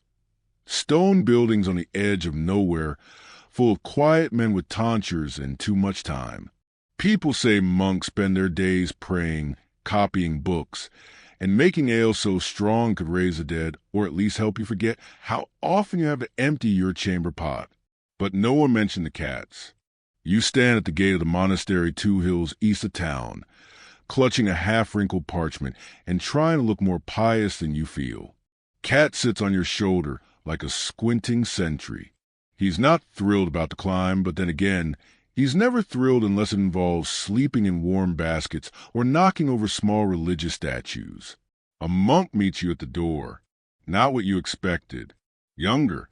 Not the usual stoop-back elder. With a beard like a mop. He's got ink stains on his fingers and a fresh cut on one cheek. He eyes Cat. Then your satchel. Then you hear about the manuscript? You blink. What manuscript? He smiles faintly. That's what they all say. He leads you inside. The monastery smells of beeswax and dust and old wood. The walls are covered in faint murals. Saints, mostly. A few angels. One oddly muscular-looking donkey. And cats. Dozens. Not painted. Real. One prowls along a bookshelf, tail swaying. Another naps under a pew. A fluffy ginger curls up in an empty basin, like it invented water. The monk says, "We don't mention them to outsiders." You glance at Cat. I'm guessing they notice. He leads you to a small room off the scriptorium. Shelves line the walls, crammed with scrolls and leather-bound tomes. On the central desk, one massive parchment lies half-finished. Inked letters, ornate borders, a miniature of St. Jerome scowling at a lion. There's a pawprint, dead center of the page. The monk sighs. Happens every time. You stifle a laugh. He looks at you seriously. They keep the rats out. We tried barring them once. Lost half the records and our last cheese wheel. You ask, so you hide them? He nods. From the bishop, from the envoy, even from some of our own. He opens a cabinet behind him. Inside, 3 kittens blink at you like you've interrupted a very serious nap. We call them the novices, he says. You stay for a meal, simple fare, but filling. The monks speak softly. They move slowly, but their eyes are sharp. One leans toward you during dinner. Heard about your town. You pause. What about it? They say the cats are choosing sides. You glance down. Cats curl at your feet, fast asleep. He hasn't chosen anything in his life but a nap spot. Still, you wonder. The monk says, there's an old belief. That cats don't serve, they observe. And then, he smiles. They decide. After dinner, you ask to see the old scrolls. Just out of curiosity. The monk hesitates, then leads you to the library's vault. A chilly, stone-lined chamber with shelves older than most villages. He shows you a scroll, fraying at the edges. You squint at the faded Latin. What's it say? He translates, voice low. When plague walks the land on 2 legs, look for the ones with 4. They do not cry, but they know. They do not pray, but they protect. Where they settle, sickness dies. Where they vanish, death breeds. You blink. That's not scripture. No, he agrees. It's older. You leave the monastery at dusk. Cat once again glued to your shoulder. As you descend the hill, you see your town below. Tiny roofs like chessboard pieces, the distant glow of torches, and curling smoke from chimneys. It looks peaceful, but something's coming. You feel it in your gut. And then, movement. Just outside the monastery wall. A group, 6, 7, cloaked, carrying sacks. You duck behind a tree and watch. The figures creep toward the building. 2 climb the wall. 1 raises a hand, and you hear it, a muffled mew. You exhale through your teeth. They've come for the monastery cats. You look at Cat. He's already gone. You sprint around the wall, slipping through the trees, heart pounding. And then, just as the first cloaked figure hoists a sack over the wall, yowling erupts. Cats pour from windows, from towers, from the rooftop. Monks appear too, wielding brooms and pots and 1 very long rolling pin. The cloaked men don't last long. 1 falls into the fish pond. Another drops the sack and runs. Inside it, two very angry kittens. You pick up a stick, half laughing as you wave it in the air. Behold, the holy rod of vengeance. Cat appears beside you, her puffed eyes glowing. The monks cheer, sort of, in a solemn, reverent way. The raid fails. The cats stay. And you? You walk back to town under a sky full of stars, cat purring like a kettle. Historians still argue whether monasteries were truly sanctuaries for cats or just lucky enough to be remote and literate. But stories survive. Pawprints in the margins, doodles of long tails, records of vermin mysteriously vanishing. Maybe it wasn't a miracle. Maybe it was just claws. You return to town and everything is too quiet. Not peaceful quiet. Not sleepy village quiet. Wrong quiet. Even Cat notices. He halts at the edge of the main road, ears flattened, tail low. You follow his gaze. Nothing looks out of place. The same crooked roofs. The same clumps of chickens doing chicken things. But no carts rattle. No market stalls creak. No shouting from the tavern. And no cats. None. Not on windowsills. Not under wagons. Not peeking out from behind bread ovens. You crouch beside Cat. Where'd they all go? He flicks his ears like he doesn't like the answer either. You move quickly, checking the usual hideouts. The granary steps, the widow's herb garden, the bakery roof. Empty. Even the gravedigger's alley is quiet. Then you spot her. A woman, pale, sitting on the stone bench outside the chapel, head in her hands. You ask what happened. She lifts her face slowly. Red eyes, dirt on her sleeves. They came last night. Who? She doesn't answer. You feel something twist inside your chest.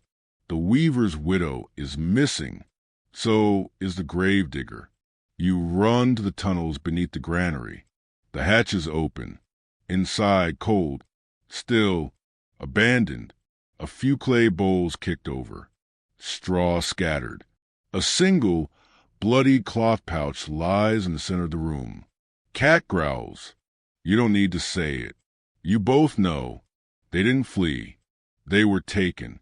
Later that day, the priest calls a gathering. He stands in front of the church like a rooster claiming credit for sunrise. Sin has festered in this town, he says, but no more. Behind him, two guards haul a cart. Inside, ropes, sacks, and one limp tail hanging over the edge. You freeze. He continues, we have removed the vessels of disease, burned the nests of heresy. The Lord is watching. Someone in the crowd starts to cry. Someone else whispers, but the rats, because they're back. You've seen them today, in the gutters, the bakery, even the mayor's cellar. Brazen, fat, bold as anything, because the cats are gone, and now the fleas are coming with them. You stand there, fists clenched, cat pressed against your ankle like a shadow. The priest scans the crowd. You've been cleansed, he says. Don't bring them back. He turns and walks into the church. The cart follows. You don't. You move. You follow that cart. Through alleyways, past the smithy, around the back of the chapel where the ground turns soft and forgotten. The path leads to the orchard, the one no one visits anymore. There's smoke. You move closer. A bonfire. Low. Controlled. Not for celebration. For erasure. The sacks are piled beside it. Not all move. Some still do. You clench your teeth and crouch. There's a single monk there, one of the new ones. The ones who arrived just before the nobleman did. He stands watch, arms crossed, face like carved wood. You whisper, you know this is madness. He doesn't reply. Then he says flatly, the plague is back. You blink. Because of this. Because of disobedience. And then you see it, a small shape in the grass, barely breathing. A kitten, covered in soot, crawling weakly away from the edge of the fire. You move without thinking. He blocks you. No. You draw your dagger. Then make me stop. He studies your face, your shaking hands, the glint in your eyes, and steps aside. You scoop up the kitten, wrap it in your cloak, and run. Cat follows. No hesitation. You don't stop until you're back in the alley, heart pounding like a blacksmith's hammer. The kitten is alive. Barely. You feed it drops of milk, wrap it in cloth, and whisper, "Stay with me." Cat settles beside it, his tail draped protectively over the small form. Historians still debate whether cats truly slowed the plague by hunting rodents, or if their return simply coincided with healthier patterns. But here, now, you don't need studies. You have eyes. The town burned the cure, and the sickness is back. You wake the next morning to coughing. Deep, wet, familiar. It's spreading. You see it in the baker's daughter, in the tanner's wife. The child who used to throw rocks at cats now wheezes between every step. You sit by the well, head in your hands. Cat sits beside you. The kitten sleeps in a pouch on your lap, barely breathing. People pass with bundles over their shoulders, leaving, fleeing. The priest tries to preach that night, but his voice is hoarse. He coughs too. And the rats? Still watching, still thriving. But the cats? Just you, just one, and one tiny, fragile reason to hope. You whisper to the dark, "I'm sorry." And in the silence, a breeze stirs the branches. You could swear you hear the faintest purring from somewhere under the earth. By the time they put the girl on trial, the town already smells like rot. The wells taste strange. The baker's boy has black boils on his neck. Even the rats look sick, slow, twitchy, wobbling when they walk. But somehow this is still her fault. You're not surprised. The trial is held in the square, naturally. Everyone's there, pretending not to itch. The priest stands beside the accused, his cough worse than ever. His eyes are red-rimmed. He clutches his robes like they might physically keep him from falling apart. And the girl? She's barely old enough to spin wool. 15, maybe. She stands barefoot on a rough wooden pallet, wrist-bound, hair tangled, but her chin high. Not crying, not begging, just staring. And in her arms, a cat, small, black, thin, and completely calm. You know her. Not well. She worked at the apothecary once, carrying herbs. Quiet girl. Laughs softly. Never harmed a soul. She consorted with familiars. The priest croaks. Kept this creature in her bed. Whispered to it at night. Fed it when the town had no food. A woman nearby mutters, "She also gave me feverware for free." Someone else. And helped birth my cousin's twins. The priest raises a trembling hand. You saw what came next. Death, blight, vermin. You don't speak. Not yet. But you feel your fingers twitch near the handle of your satchel. Just in case. Cat is at your feet. Silent. Watchful. The priest demands, "Let the trial commence." And what follows is worse than anything you imagined. They try the cat. Out loud. Formally, as if it can answer. "Do you serve Satan?" the priest bellows. The cat sneezes. Someone chuckles. The priest turns scarlet. Silence. Historians do confirm, yes, cats were put on trial. France, Switzerland, parts of Germany. Sometimes in tandem with accused witches, sometimes alone. Charges included heresy, blasphemy, and consorting with night spirits. Sentences range from drowning to burning to public dismemberment. This trial? It's theater. It's vengeance disguised as ritual. And then they declare the sentence. The fire. You flinch. The crowd mutters.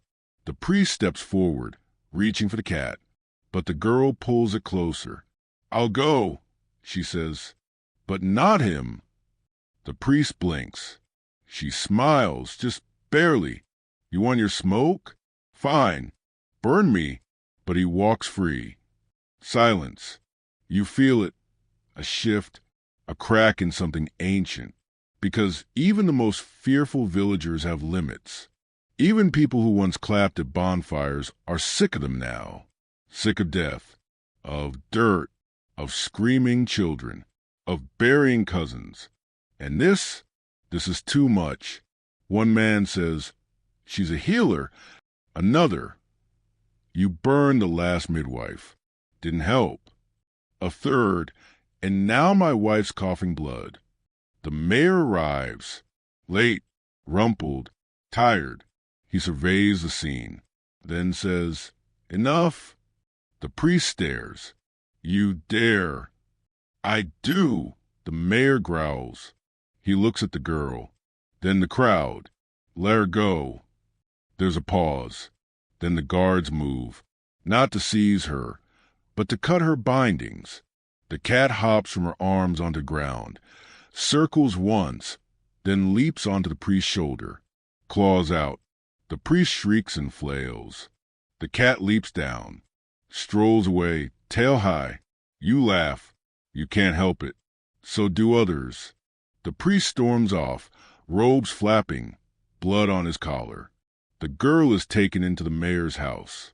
Not jail, not exile, shelter. Cat returns to your side, brushing your leg like, "Well, that went better than expected." You kneel down, rubbing his head. You saved her. He purrs, loud. That night, the town doesn't burn anything. Instead, someone lights candles in their windows, in memory of the ones who didn't survive, of those still sick, of those they nearly lost.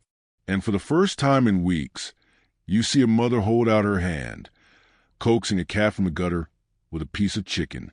No fear, just hope. You lie down beneath your tarp, the stars sharp above, cat curled under your chin. In the distance, you hear coughing, but also laughter, the kind that says, "We're not healed, but we're not dead." Historians still argue whether any real cats were truly acquitted in these strange show trials. But the story of this cat, the black one, the brave one, lives on in whispered tales, in cellar paintings, in the names people gave to their strays. Not devil, not demon, but defender. The last bonfire isn't planned. There's no trial, no priestly sermon, no grand decree with golden seals or trumpets from a hill.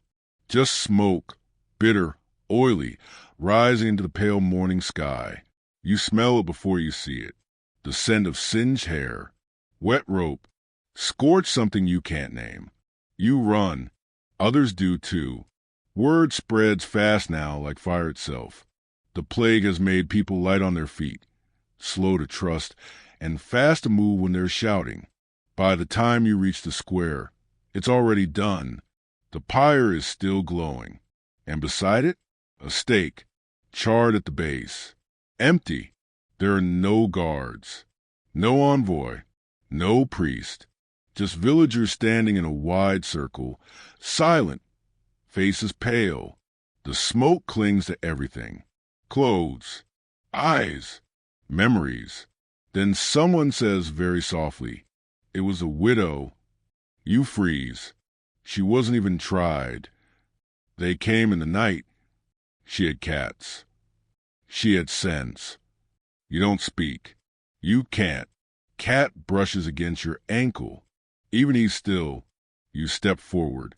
Ashes swirl at your feet, catching on your cloak. You reach the post and find it there, tied low near the base, a small metal charm, burned around the edges, but intact. A carved pawprint, one of hers. A gift. Your fingers close around it before anyone can stop you. Behind you, someone cries. Someone else coughs. A child says, "But she gave me soup." And from the crowd, a voice says, "She's the last." Not just the last woman burned, The last cat burner. Because the priest? Gone. Disappeared 2 nights ago, during the worst storm of the season. Some say he fled. Others say the cats found him. You wouldn't be surprised. The envoy? Dead. Fever took him fast. No one cried. And now the town is grieving, not just for the widow, for all of it. The baker's cousin, the drowned midwife, the silenced girl with the soft voice and the black cat, the laughter lost to fear. The good sense burned because it had whiskers. Historians write about such moments, not always directly, but you see it in the margins. Towns where cat persecution quietly stopped, where people stopped reporting neighbors, where the bonfires stopped being for animals and started being for trash again. You kneel beside the ashes and whisper, "I'm sorry." Cat sits beside you. His eyes are narrow, but not angry, just tired. That night, no one sings. But a group of children gathers in the alley behind the inn. They have bread crusts, goat milk, a blanket, and 3 kittens. They feed them carefully, whispering names like secrets. The town doesn't announce it, doesn't celebrate it, just accepts it. That cats are back, that they never were the enemy. You pass the gravedigger in the dark. He nods once. No words. You pass the baker's brother, limp still present, but eyes brighter. He's building shelves now, higher ones. "For the cats," he says. You smile. On the church door, someone carves a single image in the soft wood. A curl cat. Underneath it, pieces of sound of paws. And no one scrubs it away. 1 week later, someone puts out a small bowl of cream beside the mayor's office. Then another at the well. By the 3rd day, it becomes routine. Cats eat. People nod. Nothing is said. Everything is meant. You visit the widow's cottage one last time. It's empty, but not lonely. 3 cats live there now. 1 limps. 1 is missing an ear. 1, ashes, still patrols the roof like it's his personal monastery. You leave fresh herbs on the doorstep. You don't cry, but you do close your eyes. Historians still argue whether this era ended with a single fire or whether the cruelty just faded out of fatigue, regret, or shifting priorities. But you don't care, because what matters is this. The fire's out, the air is still, and somewhere a kitten is learning how to pounce again without fear of flames. The days that follow feel strange, not joyful, not easy, but softer, the way snow sounds when it falls on thatch, the way a candle flickers just before it steadies. People walk slower. They speak in quieter tones. The market opens again, but no one haggles. Coins change hands with nods, not shouts. For once, the silence isn't heavy. It's healing. The cats return fully. They arrive in 2s and 3s, sometimes in silent little parades.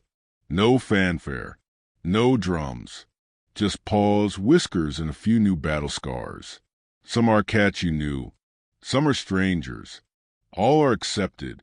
You walk the streets with cat beside you, still arrogant, still impossible, but now respected. Children reach to pet him. Adults offer treats, grilled fish, goat fat, the occasional leftover egg. No one flinches when a tail brushes their ankle anymore. The rats retreat, not vanish, but hide. Fear returns to them. For once, you pass the old church. Its doors open now. No priest inside, just silence and dust. Someone has laid flowers where the fire pit once stood. Not roses, mints, lavenders, plants the cats favored. It's an apology written in green. The baker gives out bread again. No extra charge. Just warm, crusty loaves wrapped in cloth. You watch as he quietly drops one in a basket someone's left behind the tannery. A basket that now houses a mother cat and 4 stripy kittens. Nobody touches it. Nobody dares. The girl once put on trial walks freely now. She wears her cat in a sling around her neck like a woolen pendant. People greet her. People thank her. And the mayor? He doesn't say much. But he pets a tabby every evening when he thinks no one's looking. You sleep under your quilt. Same spot. Same alley. But it feels different. Not like hiding anymore. Like staying. Cat still brings you gifts. Dead rats. A surprisingly well-preserved frog. One time a sock that definitely belonged to the gravedigger. You've stopped asking questions. You just thank him. The townspeople start telling stories again. Not sermons. Not warnings. Stories. Of the cat who led a blind boy home through the storm. Of the mouser who sat on a sick woman's chest and purred until her fever broke. Of the kitten who chased the priest's ghost out of the chapel bell tower. You're not sure any of them are true, but you don't care, because you need them. And in the center of it all, watching from rooftops, from rafters, from shadowy doorways, the cats remain, not worshipped, not feared, just present. You keep the charm the widow left behind. Pawprint in metal. You wear around your neck now, hidden under your shirt. It doesn't hum with magic. It doesn't glow. But it feels right.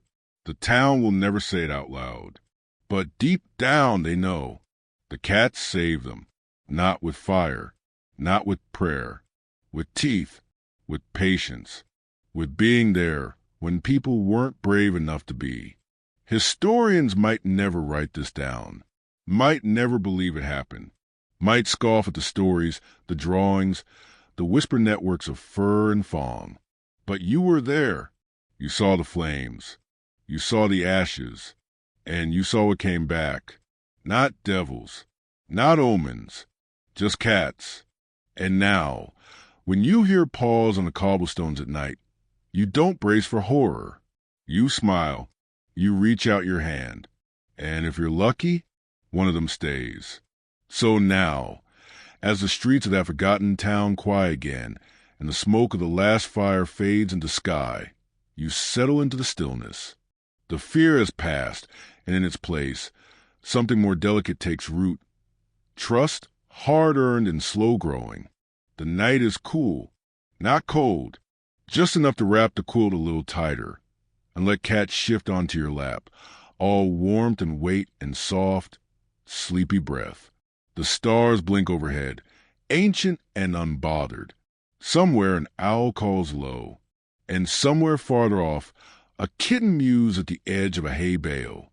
It's answered by a mother's purr. In time, you forget how loud the fires were, how sharp the judgment. You remember instead the quiet steps of a creature who never needed permission to return, who just did, on their own terms. And you breathe easier now, because sometimes the things we fear most are the ones who stay anyway, who watch when we can't see, who move when we won't act, and in their silence remind us of what matters. You lie down, finally, the stones beneath you warm from the day's sun. Cat stretches, yawns, and curls beside your ribs, purring, steady, safe. Sleep takes you slowly, and this time when it comes, it carries no flames, no shouts, only the hush of paws in a sleeping town, and the gentle promise, you're not alone anymore. Good night.